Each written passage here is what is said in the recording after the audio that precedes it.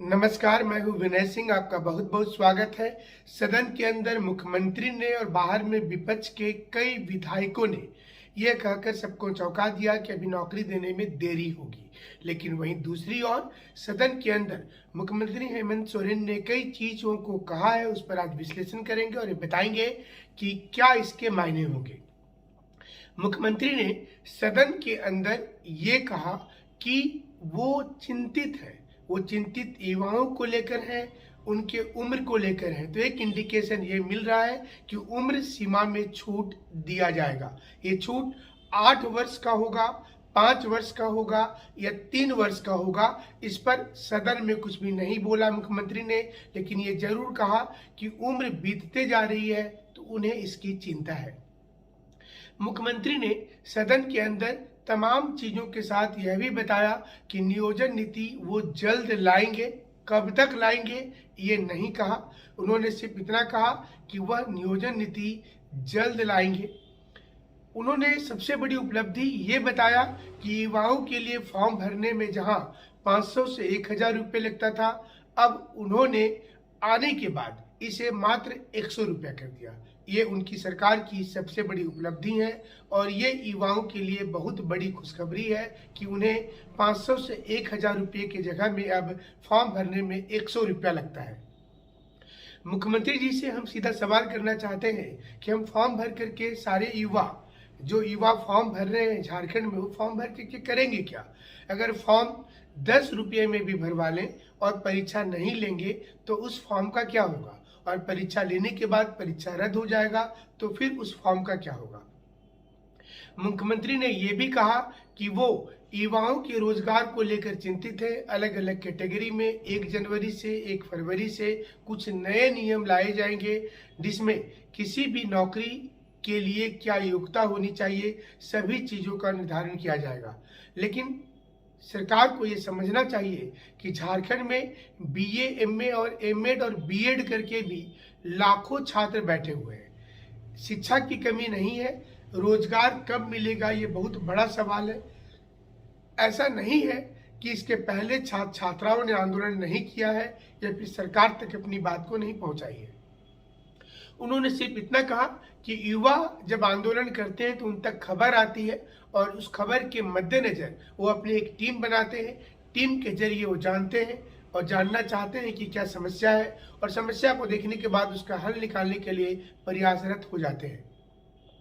झारखंड के युवा यही सुनते सुनते 3 साल बिता दिए हैं और नतीजा है कि उनका गुस्सा चरम पर है। इसलिए चाहिए कि मुख्यमंत्री को कि वो अब ये बातें ना करे कि वो भविष्य में नौकरी देंगे, बाद में फिर से एक नियोजन नीति बनाएंगे, उन्होंने ये कर दिया, उन्होंने वो कर दिया। उनको अब ये बताना चाहिए कि अगली कितने तारीख को नए फॉर्म आएंगे, कितना तारीख को परीक्षा होगा और कितना तारीख को नियोजन नीति बनेगा। अगर ये तीनों चीजों पर सरकार खरा नहीं उतरती है तो विश्वास जो है स्टूडेंट का वो चरमराएगा, घटेगा। स्टूडेंट इतने नाराज हैं कि अब जहां पर जो विधायक दिख रहे हैं उनसे वो सीधा सवाल करते हैं। इसी क्रम में बोकारो के विधायक बिरंची नारायण से स्टूडेंट ने ये पूछ लिया कि उनकी करियर बर्बाद हो रही है, 8 से 10 साल हो गया है, तो वो क्या करें। विधायक को उस समय में जो उत्तर दिखा उन्होंने बोला, लेकिन ये उत्तर समझ से परे है। विपक्ष के विधायक है, लेकिन उन्होंने कहा कि वो नौकरी नहीं दे सकते हैं, उनके पॉकेट में नौकरी नहीं है। आपको जो इच्छा है कीजिए, जिनको वोट देना है दीजिए, जिसको वोट देना है नहीं दीजिए, लेकिन वो इसके लिए कुछ भी नहीं कर सकते हैं। इन दिनों झारखंड में युवा बहुत परेशान है और युवाओं को अब ये चाहिए कि वो जहां भी जिस विधायक से मिलते हैं उनसे सीधा सवाल करें कि वो नौकरी कब देंगे। हमने पिछले वर्ष भी ये बताया था तरीका कि जब जब आप अपने क्षेत्र के विधायक से, मंत्री से मिलते हैं तो एक ही प्रश्न पूछिए कि आप नौकरी कब दीजिएगा, और सारे लोगों का उत्तर आपके सामने आएगा। सारे लोगों के दिल में क्या छुपा है वो एक एक करके सामने आने लगेगा। हेमंत सोरेन जी की कई मुश्किलें नए साल में शुरू हो जाएंगी। अगर वो इस बार कोई नियोजन नीति बनाने में चूक करते हैं तो इसका सीधा खामियाजा उनकी सरकार को भुगतना पड़ेगा, और अगर नियोजन नीति बनाने में देरी करते हैं तो फिर चाहे वो कैसी भी नियोजन नीति बना लें, युवा उनके साथ खड़े नहीं होंगे और अंत में वोट उनके अगेंस्ट में दे देंगे। कभी कभी ऐसा देखा जाता है कि लोग काम तो करते हैं लेकिन काम करते करते बहुत देर कर देते हैं और इसका नतीजा उन्हें भुगतना पड़ता है। इसलिए इस समय मुख्यमंत्री जी को चाहिए था कि वो इसी महीने यानी कि दिसंबर में ही शुरू करके जनवरी महीने में इस काम को पूर्ण रूपेण समाप्त कर देते और सारी उनकी जो प्रक्रिया है उसे शुरू कर देते, तो वो युवाओं के दिल में रह सकते हैं, युवाओं का दिल जीत सकते हैं।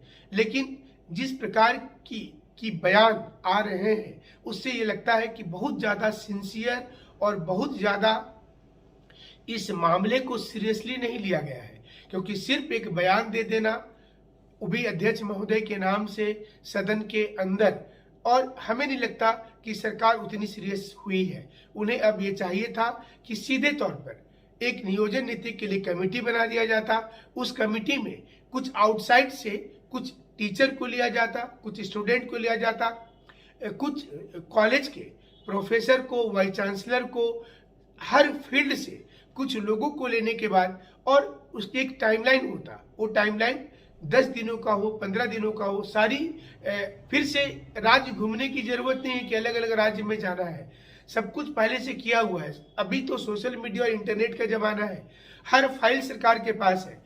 तो हमें लगता है कि अगर डेडिकेशन के साथ अगर 15 लोगों की एक टीम बनाई जाएगी तो वो टीम काम करेगी, और उस टीम के लिए हमें लगता है कि सरकार को ध्यान देना चाहिए। हमने आपको कहा था कि हम बहुत जल्द अलग अलग विधायक का और मंत्रियों का लाइव सेशन कराएंगे। इसी क्रम में आज हमारी मुलाकात सरयू राय के साथ होगी, और आज एक प्रोग्राम में सरयू राय से आपकी सीधी बात करवाएंगे, उसके बाद बन्ना गुप्ता से और तमाम विधायक से, जिससे हम सीधा सवाल करेंगे कि सदन के अंदर क्या कुछ हुआ है और कितना कुछ हुआ है। आज एक बार फिर से हमें एसडीओ कोर्ट जाना है। आपको पता होगा कि 21 तारीख को भी हम एसडीओ कोर्ट में गए थे। बहुत से लोग, हो सकता है समझौता उन्हें नहीं जानकारी होगा, अलग अलग ग्रुप में मैसेज कर दिया कि विनय सर तो आंदोलन में दिखे नहीं, नदारद थे, भाग गए, छुप गए, डर गए। लेकिन उन्हें हम बता दें कि कानून का भी हम उतना ही सम्मान करते हैं जितना सभी लोगों का करते हैं। जो समन आया था उसके मुताबिक हमने 21 तारीख को कोर्ट में गए, वहाँ पर हाजिरी लगाया, और आज भी एसडीओ कोर्ट में जाना है। तो ये 107 का मतलब ही होता है परेशान करना। अगर किसी को आप 4-5 घंटा कोर्ट में बुलाकर बैठा देते हैं तो फिर उसका पूरा दिन चला जाता है उस दिन का, और कई क्लासेज हमें सस्पेंड करनी पड़ रही है प्रतिदिन का। तो ये थोड़ी सी हमारी रिक्वेस्ट होगी आज जिन भी विधायकों से मिलेंगे कि इस प्रकार से जो परेशान किया जा रहा है ऑफलाइन टीचर में, आपको भी पता है कि जिनके ऊपर भी समन किया गया, नोटिस किया गया, उसमें ऑफलाइन में एक मेरा ही नाम है, और वो भी कारण बताया गया है कि फिराल लाल चौक पर जो है मुख्यमंत्री का पुतला जलाया गया था, उसमें आप शामिल थे, जबकि उस दिन हम वहाँ नहीं थे। लेकिन ये साजिश के तहत हमारा नाम फंसा दिया गया है, और इससे कोई बहुत हम घबराने वाले नहीं हैं, ना ही डरने वाले हैं। और हमने उस दिन भी बताया था कि हमारी जो आवाज़ है आपके लिए उठती रहेगी। हमारा जो विश्लेषण को रोकने की जो कोशिश की गई है कि रमेश हांसदा का इंटरव्यू क्यों चलाया गया, तो हमारा ये विश्लेषण का कार्यक्रम चूँकि आप बहुत पसंद करते हैं तो ये लगातार चलता रहेगा। हमारे साथ आप इसी प्रकार से जुड़े रहिएगा। जुड़ने के लिए शुक्रिया, धन्यवाद।